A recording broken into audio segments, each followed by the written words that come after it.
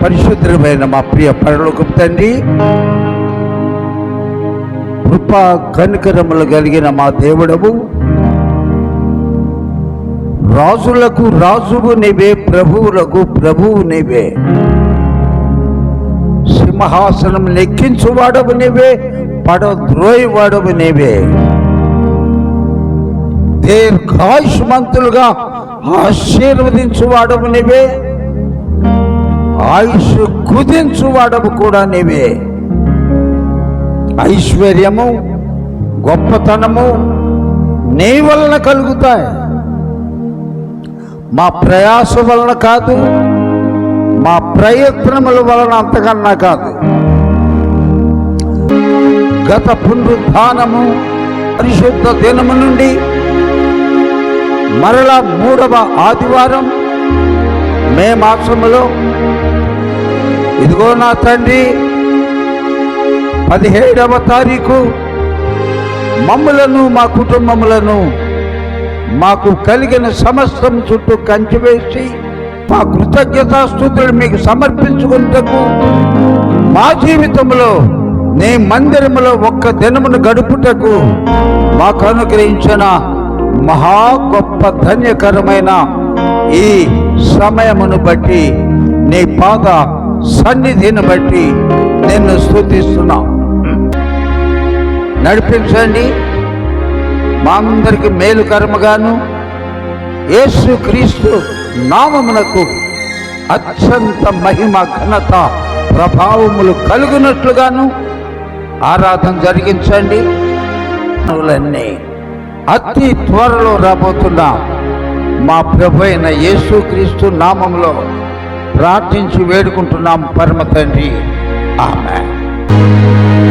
అందరము కలిసి హల్లెలూయా, స్తుతి మహిమ ప్రభువు నామానికి మహామహిమ కలగాల. Praise the lord.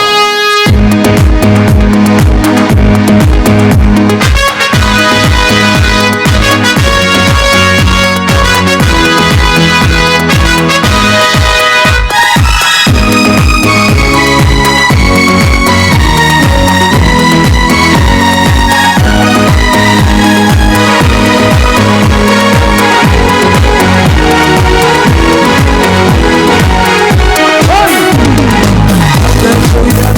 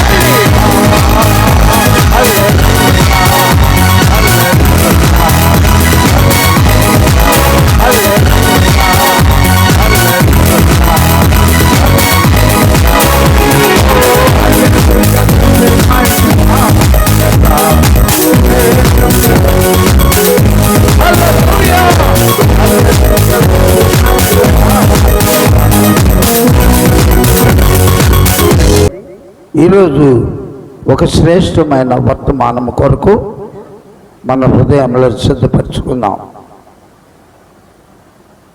పరలోకం పోవాలి అని కోరుకుంటున్నాం కాబట్టి ఎలా సిద్ధపడదాం?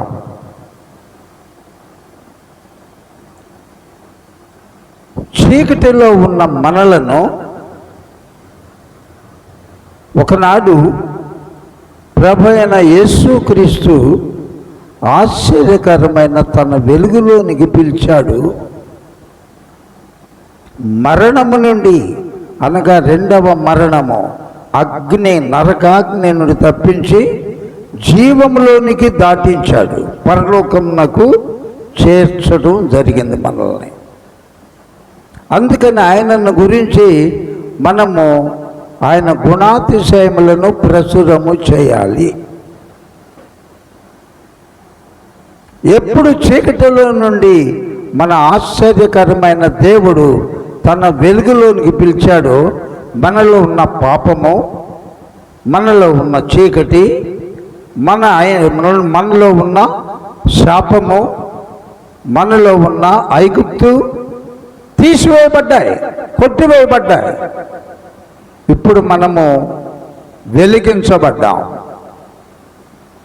దానికి సంబంధించిన వర్తమానము. దానికి ముందుగా మనందరికీ తెలిసిన నా దీపము యేసయ్య, ఒకరోజు నువ్వే నన్ను వెలిగించినావు. సుడిగాలి అయినా జడివానైనా నువ్వు వెలిగించావు కాబట్టి అది ఆరిపోదు. విశ్వాసంతో ఈ పాట పాడదాం.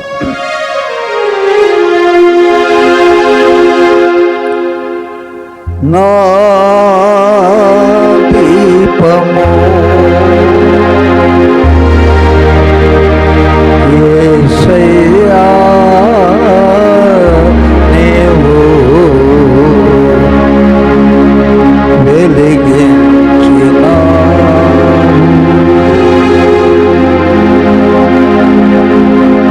సుడిగాలిలో నైనా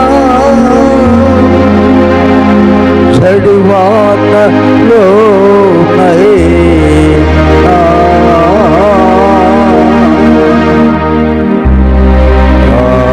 ఆరిపోదులే నీవు వెలిగించిన దీపము. నీవు వెలిగించిన దీపము, నీవు వెలిగించిన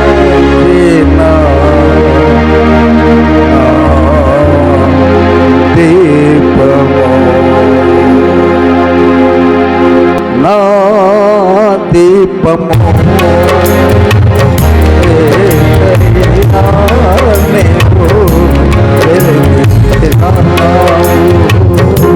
సుడిగాలిలో నైనా జడివానలో నైనా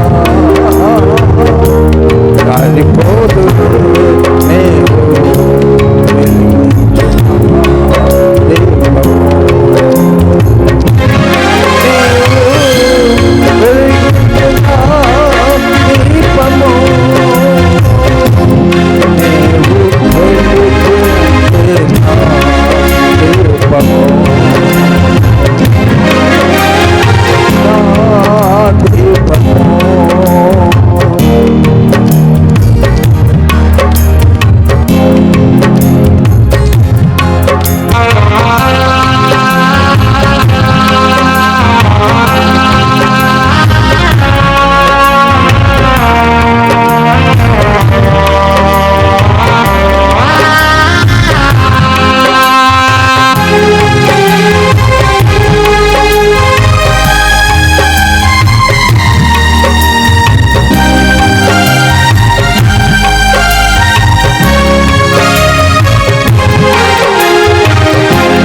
ఆరని దీపమై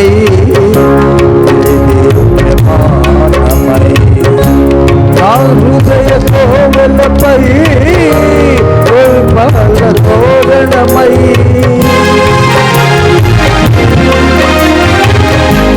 దేశాపు పండుగ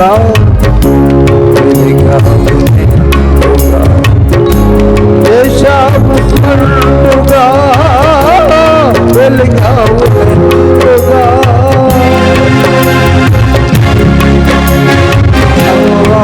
దీపము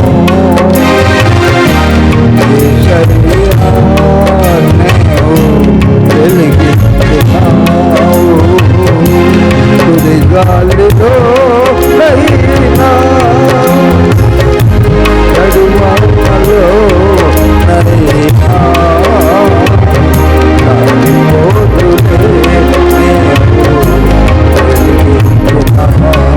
దీపము నీవు వెలిగిన దీపము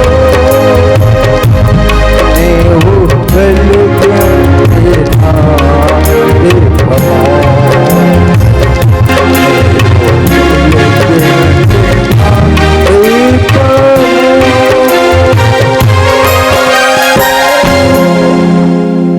లూకా సువార్త 12వ అధ్యాయము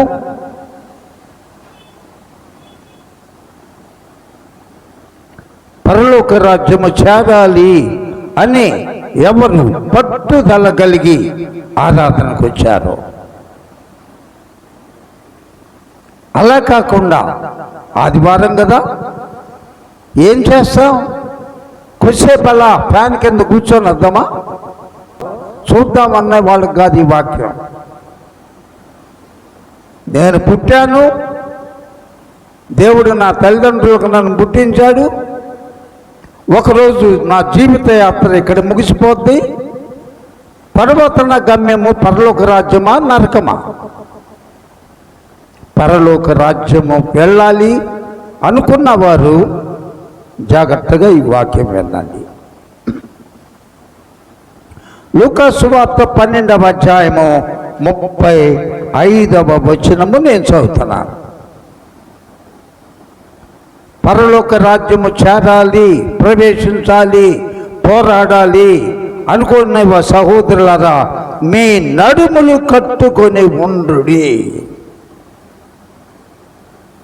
బీ ప్రిపేర్డ్, సిద్ధపడి ఉండండి. నడుములు ఎప్పుడు కట్టుకుంటాం? ఒక బియ్య బస్సా కింద ఉంది,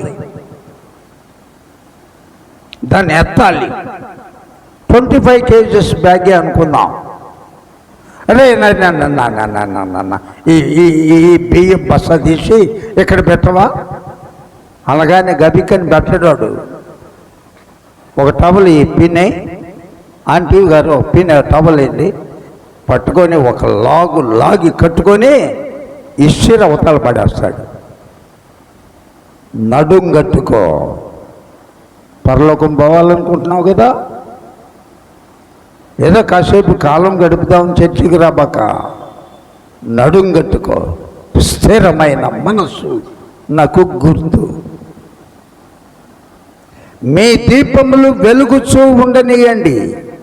ఏనాడైతే ప్రభువైన యేసుక్రీస్తు వారు మాత్రమే దేవుని యొక్క అద్వితీయ కుమారుడైన క్రీస్తు అని నమ్మావో, ఆయన మాత్రమే దేవుని యొద్ద నుండి పంపబడిన వాడు, రక్షకుడు, విమోచకుడు అని నువ్వు నువ్వు నువ్వు నువ్వు నేను నమ్మామో, ఎప్పుడు చీకటిలో ఉన్న మనలను యేసయ్య తన ఆశ్చర్యకరమైన వెలుగులోనికి తీసుకొచ్చాడు, మరణ పాత్రులమైన మనలను జీవములోనికి దాటించాడు, నేను పాపిని అని గ్రహించి పశ్చాత్తాపడి, కొన్ని తెలిసి చేశానయ్యా, కొన్ని తెలియక చేశాను ప్రభువా పాపాలు, నా పాపములన్నీ నీళ్లలో కడిగి పవిత్రపరచబడ్డం అసాధ్యం, నీ కల్వరి రక్తములో నా పాప జీవితమును కడిగివేయి అని నమ్మి బాప్తిసం పొందాడో ఆ క్షణమే మన జీవితములో యేసయ్య వెలిగించాడు. దేవుని స్తోత్రం. మళ్ళా చెప్దాం, మనందరం ఇప్పుడు దరిదాపుగా వెలిగించబడిన వారము. మనలో చీకటి లేదు, మనలో పాపము లేదు, మనలో అబద్ధము లేదు, మనలో కపటం లేదు. మనందరమే దేవుని పరిశుద్ధ రక్తం చేత కడగబడ్డాం, విమోచించబడ్డాం. పేర్లు మార్చుకోకర్లా, బతుకు మార్చుకోవాలి, జీవిత వైఖరి మార్చుకోవాలి, మన జీవిత స్టైల్ మార్చుకోవాలి, కొత్తగా జన్మించే అనుభవంలోకి రావాలి. మీ నడుములు కట్టుకొని ఉండుడి, మీ దీపములు వెలుగుచూ ఉండనీయుడి, మధ్యలో ఆరిపో నెయ్యకూడి. సుడిగాళ్ళు వస్తాయి.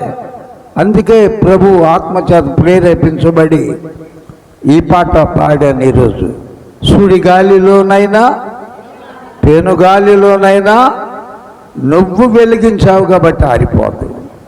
నాకై నేను వెలిగించుకుంటే దెబ్బగా ఆరిపోద్ది.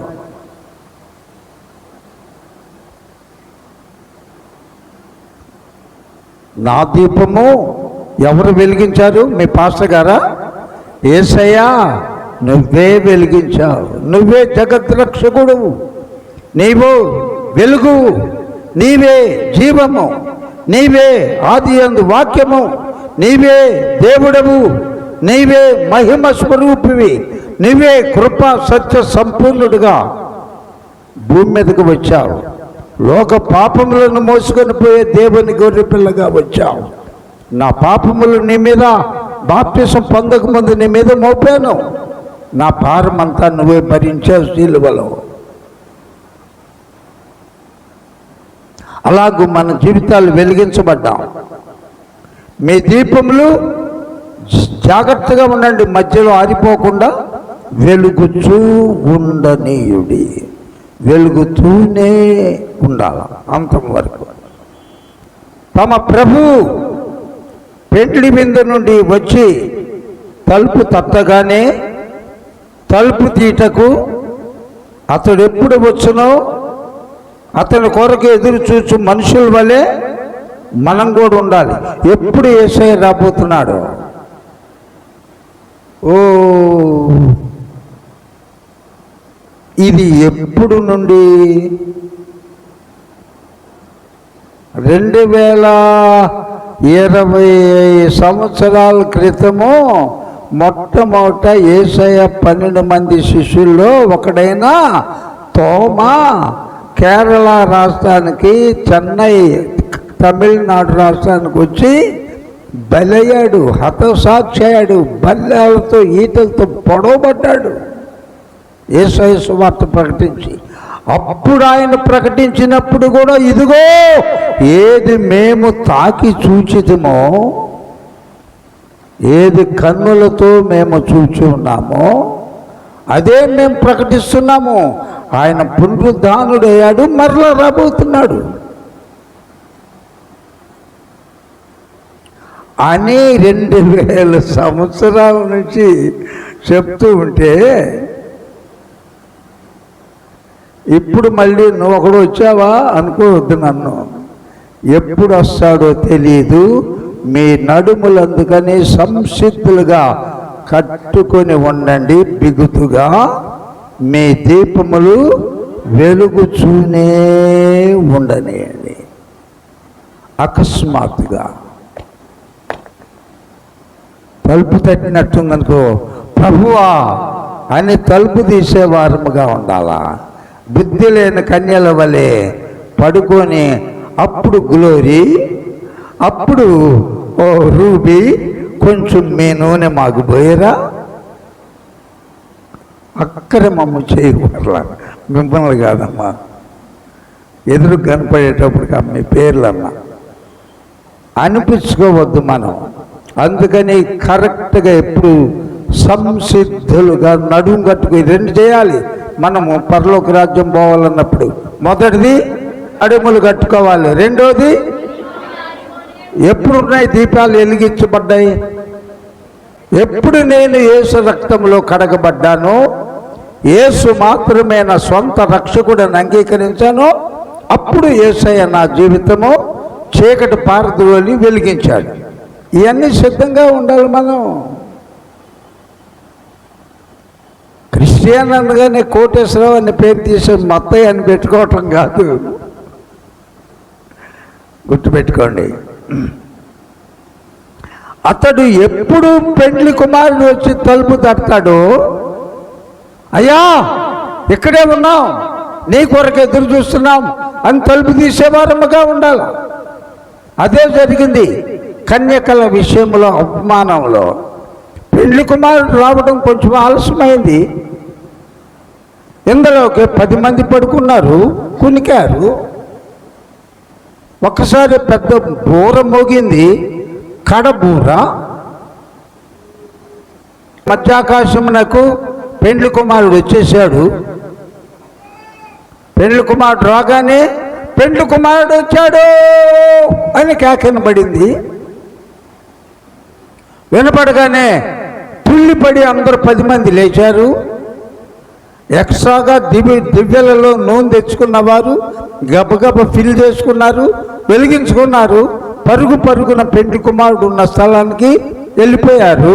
ఈరోజు నీ కొంచెం నూనె అబ్బా, నీ నూనె కొంచెం భయవా, నేను మీకు మాకు ఇది సరిపోదు. రక్షణ వ్యక్తిగతము. ఒక తండ్రి రక్షించబడితే తన కుమారుడు పరలోకంబోడు. ఒక కుమారుడు రక్షించబడి పరలోకానికి వెళ్తే తండ్రి ఇక్కడే ఉంటాడు. జాగ్రత్త. రక్షణ ఎవరిది? వారిదే. అర్థమైన వాళ్ళు దేవుని స్తోత్రం చెప్పండి. రక్షణ ఎవరిదే? వాళ్ళదే. కాబట్టి ప్రియా దేవుని బిడ్డలారా, కాబట్టి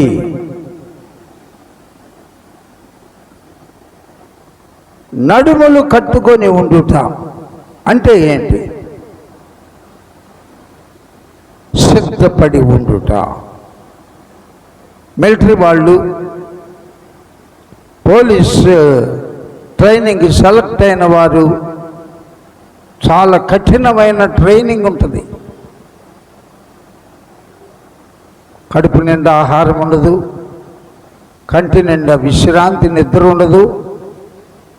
ఎప్పుడు పడితే అప్పుడు ఫిజికల్ ఎక్సర్సైజెస్ ఉంటాయి, గన్ ఫైరింగ్ ఇటువంటివి ఉంటాయి. వల్ల లాంటి మీద ఎక్కిస్తారు, బురదలో పాకిస్తారు. చాలా కఠినం. కొంచెం ఆహారం పెడతారు. సిద్ధపడి ఉండాలి. పరలోక రాజ్యము యేసయ్య ఏం చెప్పాడు? ఆ మార్గం పేరేం పేరు అన్నాడు? ఇరుకు మార్గము. దానిలో ప్రవేశించేవారు కొద్ది మందే. ఇంకొక మార్గం ఉంది, విశాల మార్గం. అంటే అందరూ ప్రవేశించవచ్చు. ఇరుకులో మాత్రము అడ్డం తిరగాల. ఎంత లావోడు బట్టడు, ఎంత లావోడు పొట్ట లోపలికి పీల్చుకొని ఈ సైడ్కి తిరిగి వెళ్తే కానీ వాడు బట్టడు. అంత కష్టం. కాబట్టి ఇటువంటి సంఘటన ఇప్పుడు టైం మనకు సరిపోదు, కానీ నిర్గమకాండము 12వ అధ్యాయం నోట్ చేసుకొని ఇంటికి వెళ్ళిన తర్వాత చూడండి. 430 సంవత్సరాల బానిస జీవిత యాత్ర ఐగుప్తులో ముగిసిన తర్వాత దైవజనుడైన మోషే, అహరోనులు పాలెమంతటా ఇశ్రాయేలీయులు ఎక్కడ ఏ ప్రాంతాల్లో ఉన్నారు చెప్పండి? ఐగుప్తులో అమ్మా గోషేను. Praise the lord. గోషేనులో ఉన్న పెద్దలందరిని పిలిపించి ఈ రాత్రి దేవుడు మనకు ఐగుప్తు నుండి విడుదల ప్రకటిస్తానన్నాడు. సంసిద్ధులై ఉండండి. నిష్కలంకమైన గొర్రె పిల్లను, ఏడాది లోపు పిల్లను ఒక్కొక్క ఇంటికి సరిపోయినట్లుగా తీసుకోండి. దానికి మచ్చ కానీ, ముడత కానీ, డాగు కానీ అటువంటి దేవునికి ఇవ్వకూడదు. అటువంటి తీసుకొని వచ్చి పల్లెరంలో దాని మెడ కోసి నిష్కళంకమైన ఆ గొర్రె పిల్లను, దాని రక్తము పల్లెరంలో బట్టి హిస్సోపు కుంచెతో ద్వారబంధములకు, నిలువు కమ్మీలకు వ్రాయండి. అప్పుడు రాసి ఉంటుంది, నడుములు కట్టుకోండి. చక్కగా దానిలో కొబ్బరి చట్నీ, పల్లీ చట్నీ అవన్నీ తయారు చేసుకోమన్నాడా, కాల్చాలి. చేదు కూరలతో దాన్ని జోళ్ళు కూడా దుడుక్కోండి.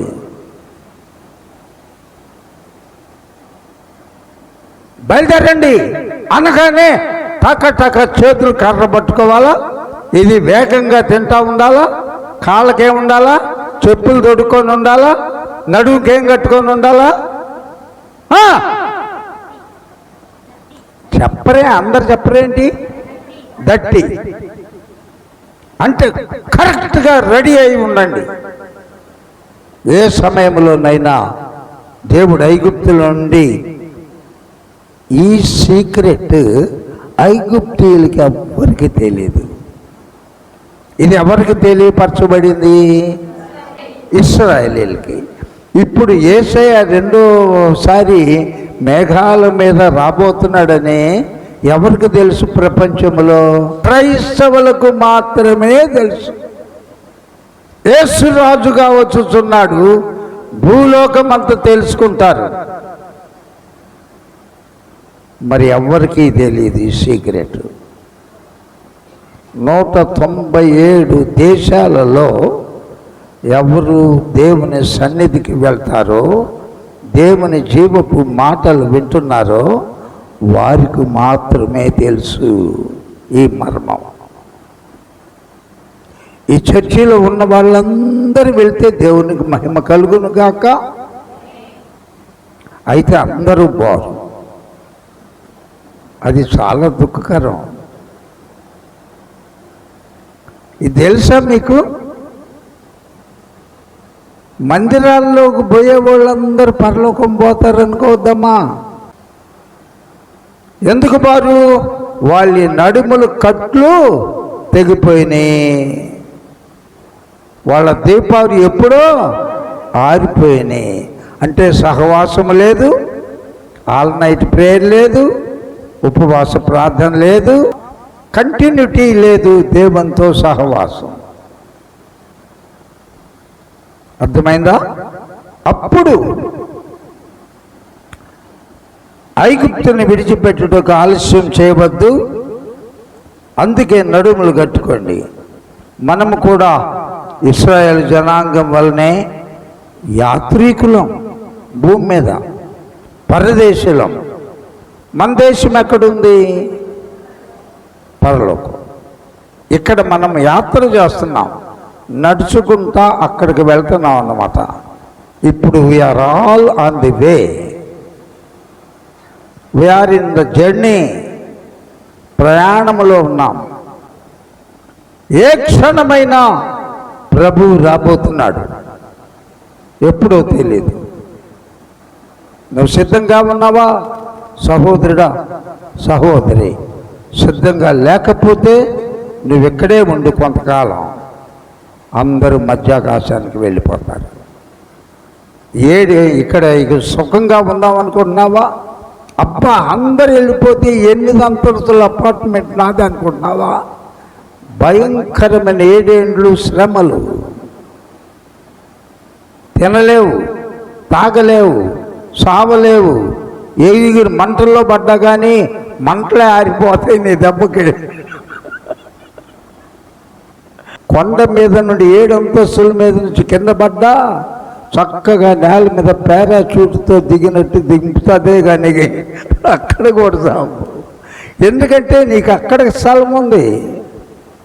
దేవుడు నీ 95 సంవత్సరాల ఆయుష్కాలంలో ఎన్ని మార్లు ఆరాధనలు, ఎన్ని ప్రార్థనలు, ఎన్ని ఉపవాసాలు, ఎన్ని దైవ సేవకులు, అయ్యో ఎన్ని ఉపదేశాలు.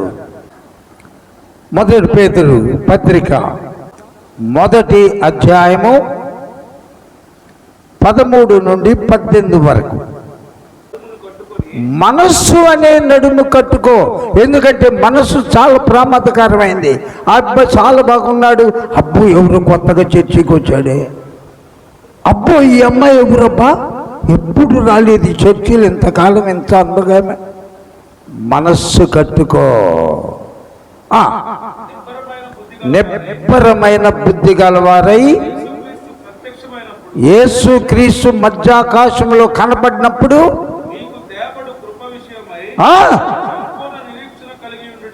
నిరీక్షణ విశ్వాసము కలిగి ఉండండి.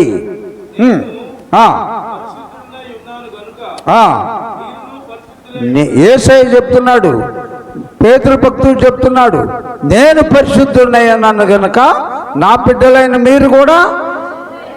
అది చాలు నాన్న. కాబట్టి నడుములు కట్టుకుంటుంటే పరిశుద్ధ ప్రవర్తన. హెబ్రీ పత్రికలో రాశాడు, పరిశుద్ధత లేకుండా ఎవ్వడును దేవునిని చూడలేడు.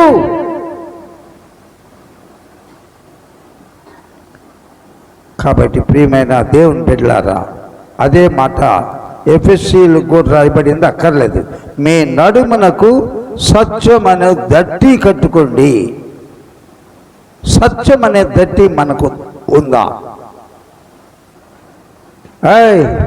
అరే బాబు, మీ నాన్న బయటికి పిలువయ్యా. నాన్న లేడండి, బయటికి వెళ్ళానని చెప్పమన్నాడు. అది ఎట్లా? అందుకని అతకాల కరెక్ట్గా ఉండాలి జవాబు. అంటే ఆడు తండ్రికి ఏం లేదు, కొడుక్కి ఏం లేదు, సత్యమనే దట్టి లేదు. కట్టుకోవాలని నడువు నాకు. అది కాదు, మనము పరలోక రాజ్యము చేరబోతున్నాం. అందరు చెప్పండి ఆమేనండి. పరలోకం పోతున్నాము కాబట్టి మనలను మనము సరి చేసుకుందాం. 2 నిమిషాలు కన్నులు మూసుకొని, అయ్యా ఇదివరకటి వలె కాదు, నేను నీ రాజ్యంలో చేరాలనుకుంటున్నాను, నన్ను నా జీవితాన్ని చక్కదిద్దుకుంటున్నాను, నన్ను క్షమించు అని ఒక క్షణము కన్నులు మూసి ప్రార్థన చేయండి. ముగించుకున్నాం. ప్రభువుని అంగీకరించిన వారు దేవుని రాజ్యంలో ఉంటారు, అంగీకరించకపోతే నరకాగ్నిలో ఉంటారు. 2 రకాల మనుషులు భూమి మీద. కన్నులు మూసుకోండి, ప్రార్థన చేసుకున్నాం. పరిశుద్ధుడును ప్రేమ కలిగిన మా ప్రియ పరలోకపు తండ్రి,